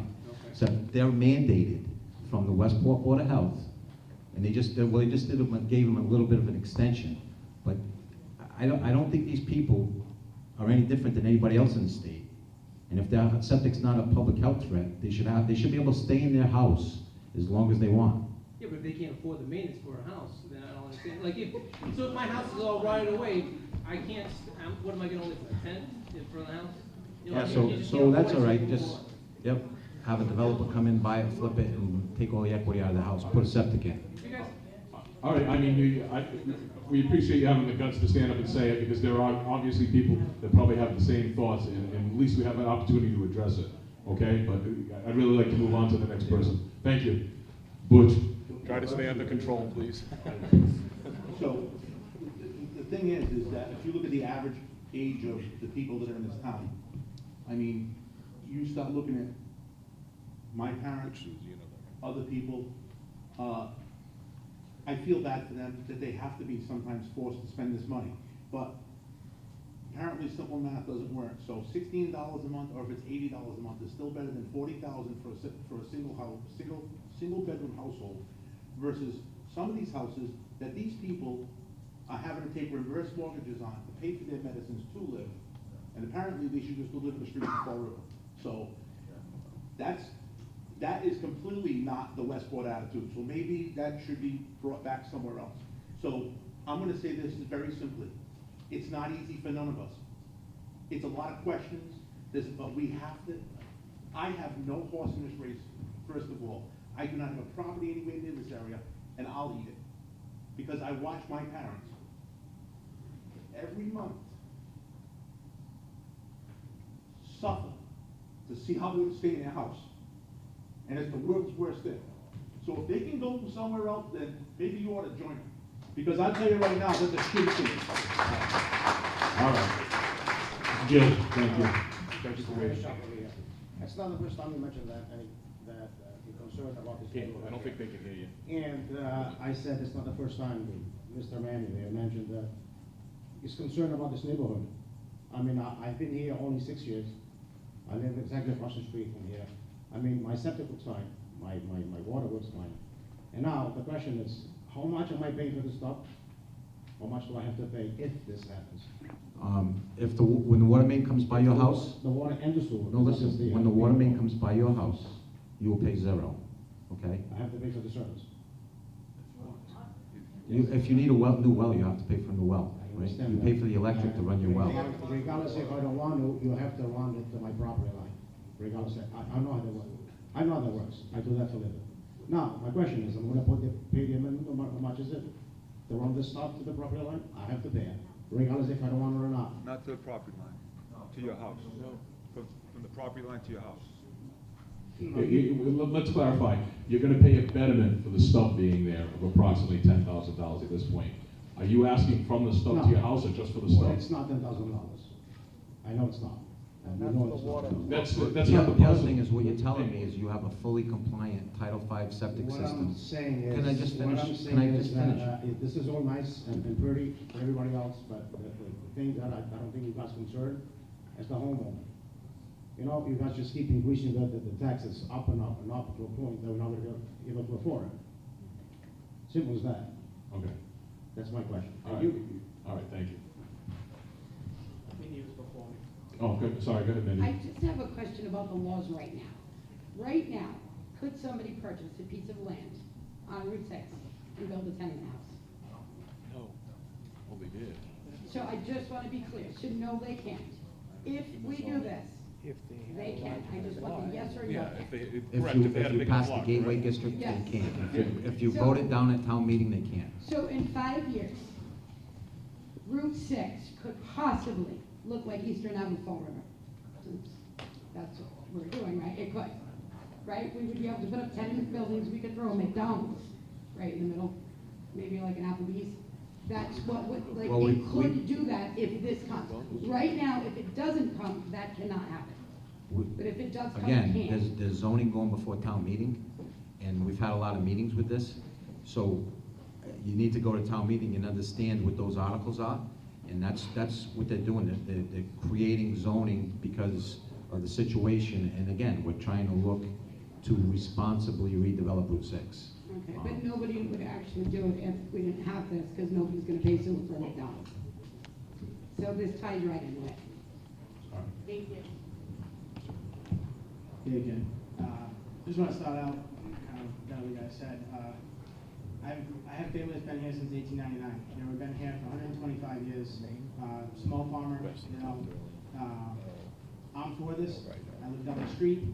I heard about PFAS up here. When I bought my home, my septic's in the front yard and my sewer's in the backyard. It's from 2018, somewhat newer.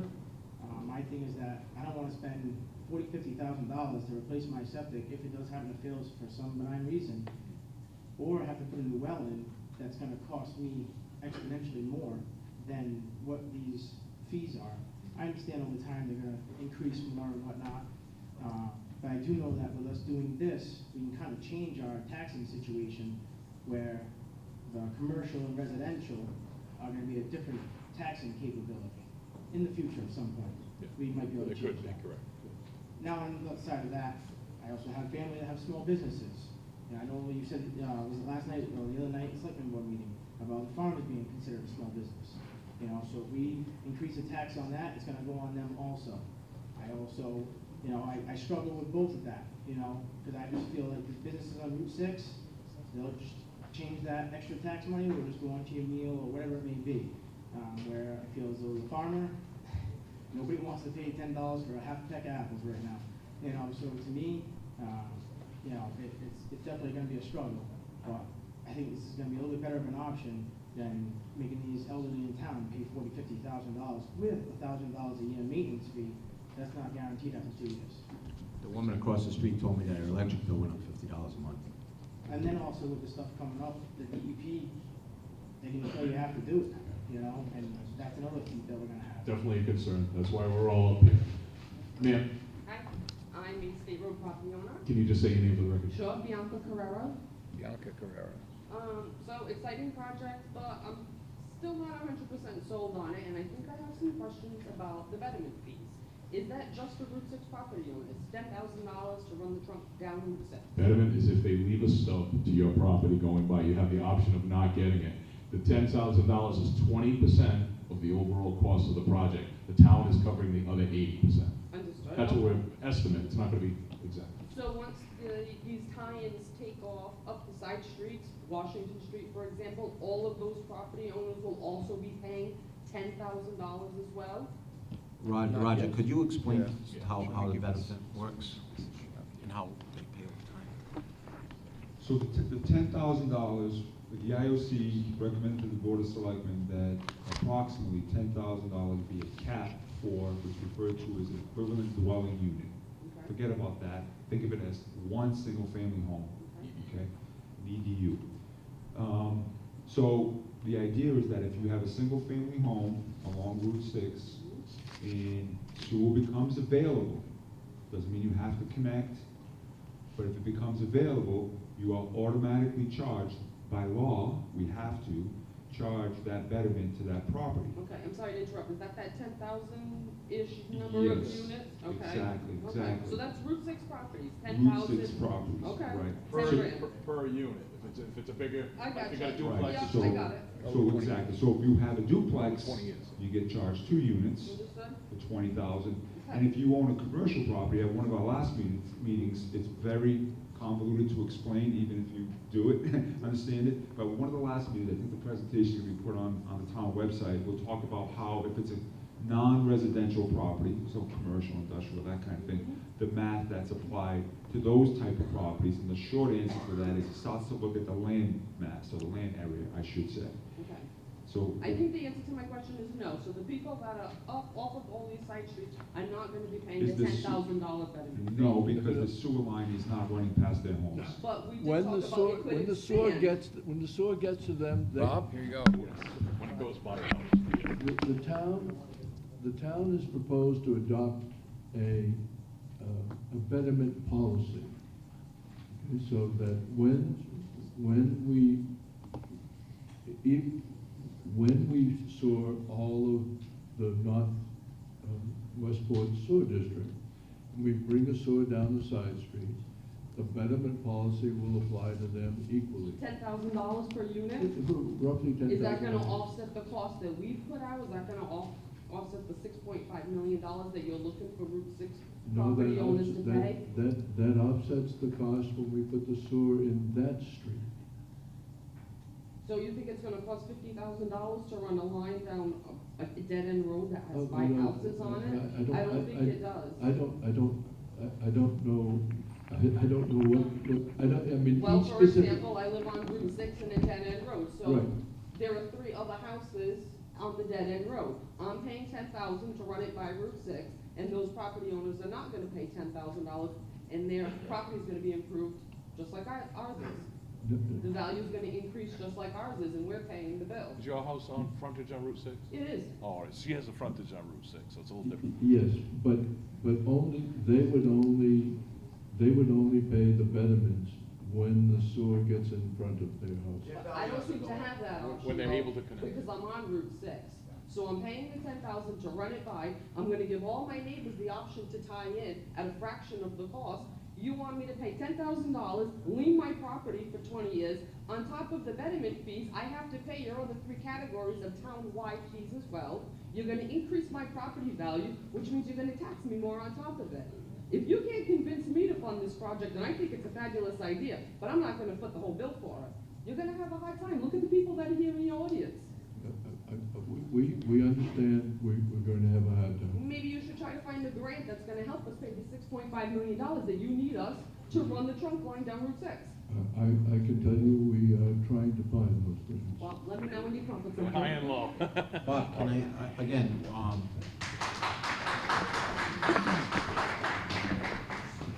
as we've been going through this, I've said that, we kind of, I think we jumped the gun a little bit on betterments, but I've always been in favor of a commercial betterment, but these residences, as the EPA money for PFAS is coming in, I think there's gonna be some kind of savings there. And I'd like Phil Weinberg to come up and speak a little bit on the PFAS contamination stuff, if he knows anything about that EPA money. He did write that letter. I'm not sure if it went out into the paper yet, but I heard it was going to.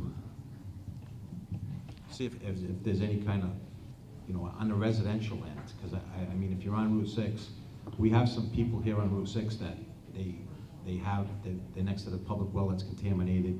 I mean, so we have, you know, we know the water's going by there for free. With the PFAS regulations, what's happening with sewer? Because we know it's sewer and water. So I'm not, Phil Weinberg, I'm the vice chair of the Board of Health. I'm not sure about what the letter that you were talking about. The letter that I got, or the memo that I got from the Department of Environmental Protection, summarized all the sites in Westport that was now being investigated by DEP because of this PFAS contamination. Does everybody know what PFAS is? Does that mean anything to anybody? Okay, so so it has been discovered that this big group of chemicals, which has this an acronym of PFAS, because it's a whole family, and is in hundreds of products that we use every day, because it had these waterproofing, it had all these attributes that went into furniture, went into skin cream, went into firefighting foam, went into, you know, everywhere, non-stick cookware, and it all ended up in various concentrations because everything we washed went down the drain in Westport, went into our septic systems, and ended up in the groundwater, and it ended up that we're drinking it. And it takes minute, very, very, very small quantities to have very potentially harmful effects to our bodies. And this has just been discovered and investigated over the last several years, and Massachusetts took a leading role in establishing a limit that if you had this limit in your water, then the water needed to be treated. So right now, DEP, Department of Environmental Protection, and their hazardous waste unit has conducted a series of investigations in the town to identify wells that have contamination above this threshold limit.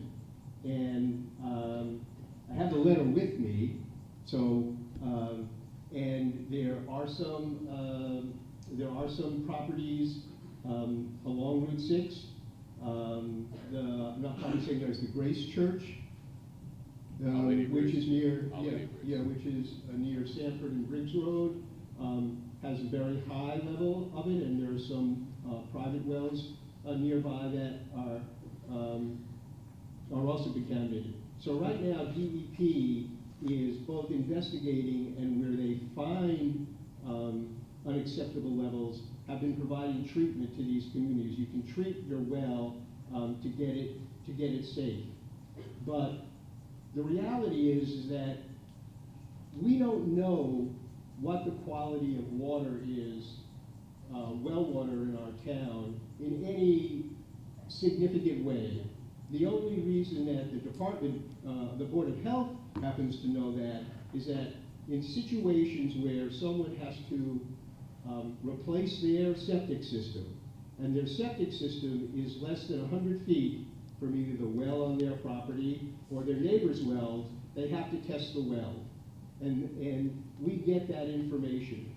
And if there's a problem with the well, that is the concentration of a whole other set of chemicals that the state has said is safe drinking water, then we send out letters to people. and say, your well, I don't know if anyone's ever got one in this room. It says, your well has been contaminated, it's not safe to drink, you need to, we're advising you to do something about it. You can treat it, you can drink bottled water. There are a number of areas in this town where people live on bottled water, right? Yeah. And there's nothing you can do about it, really, because you have to use your septic system, and it's going to go in the groundwater, it's going to get picked up by your wells. And there are hundreds of those in town, even just in the small universe that we get records for. But there are probably 6,000 to 7,000 septic systems in town, and except for a handful, everybody is on septic systems. I'm not saying everybody's well is contaminated, okay? I'm not saying that. But one of the advantages of the project that we're talking about there is that you're just removing that risk, because you're getting clean treated water, and we are exporting the sewage into another community to be treated. So, so it is an extremely comprehensive solution, you know, to a problem which is probably deeper than we actually realize just based on the data, that, you know, the information that we have. And it's terrible that it costs so much. I mean, because it's so basic, and I think everybody understands that.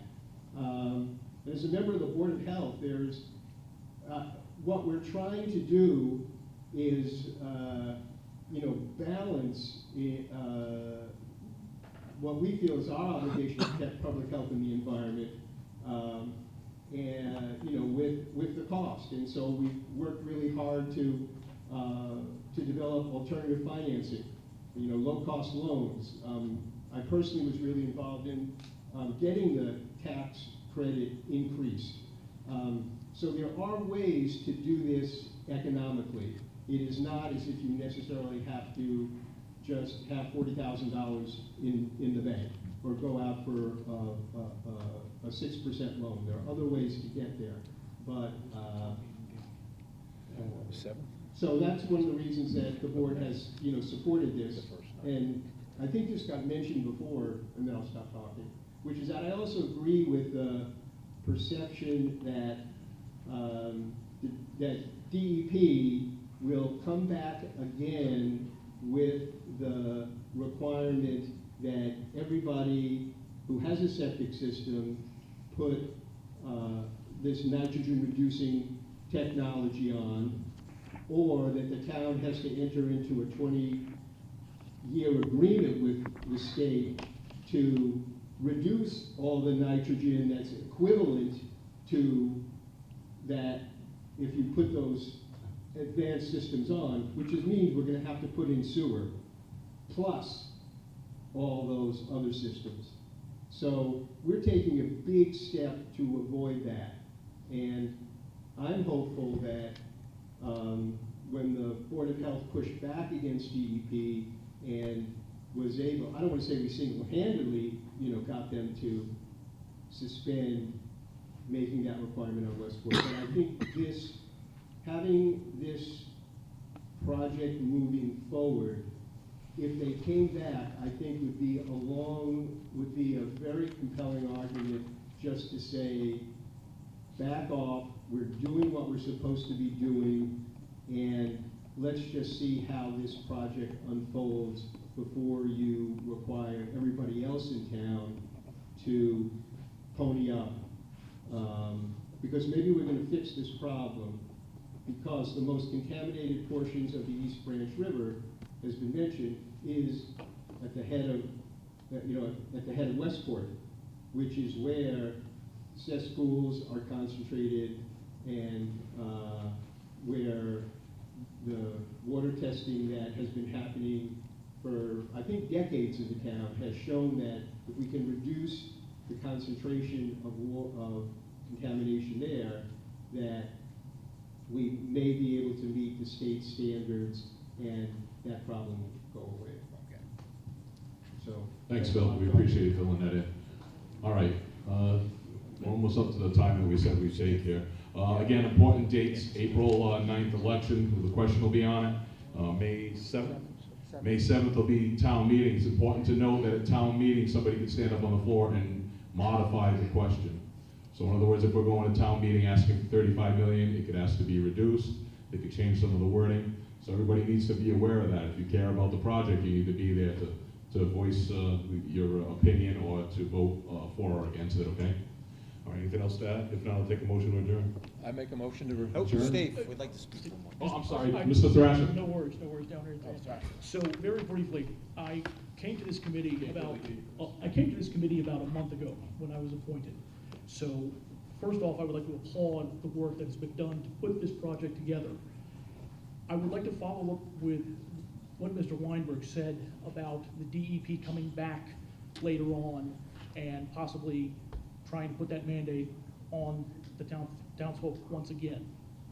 That is not going to go away. Any time that any elected official, any elected body, any committee is asking the town to spend more money on your tax bill, it better be for a good reason. This is for a good reason, because what this project does is give Westport back a level of control that unfortunately has been ceded to either state mandates. The Westport School Committee is being choked by unfunded state mandates. It doesn't matter your political persuasion. I think just about everybody in this room will agree that the federal government and in many cases the state government have their funding priorities all out of whack. The bottom line is this project is the single most important project for Westport, not only in terms of economic development, but in terms of making sure that every single person in this town is able to have clean drinking water. Yes, it is absolutely another cost, but you know what? We have to look at, is this going to be a cost right now that we can afford, or are we going to come back and get slammed with more unfunded mandates that take like Manny was talking about here, take our most vulnerable residents and make them spend $40,000, $50,000 on systems that may or may not actually solve the problem. So just wanted to leave it at that, and thank you, Mr. Chair. Thank you for having me, I appreciate it. I got one more thing, just one more thing. Manny, go ahead. So I'd like to thank Phil for getting up and saying that. So the thing that we do have in Westport is we're very fortunate that Fall River has the capacity to take our sewage. So we don't have to build a sewer treatment plant. We're only worrying about building the pipe infrastructure that we should have done 20 years ago when it was, we would have had it paid for by now. But the only thing that will fix this PFAS contamination stuff is the expansion of our municipal water system. And that's what we need to do. So when the DEP says they're gonna come in and they're gonna give you a treatment system for your well, that's not an end-all fix. The municipal water is. And we have some issues that we had to get what they call an interbasin transfer permit. So that means the water coming in has to go back out to where it came from. It can't be. So that's why we need sewer and water. But we do need to, clean drinking water is the most important thing, and we need to push to extend the municipal water system that we have that was installed 30 plus years ago for the same exact reason. And we've done very little. So that's what we need to do. We need to concentrate on clean drinking water. All right, thank you. Mr. Machado, do you have signs available for people if they want them? All right, if anybody's interested in getting a sign to help the cause, Mr. Machado back there will get them out. All right, I'll entertain a motion to adjourn.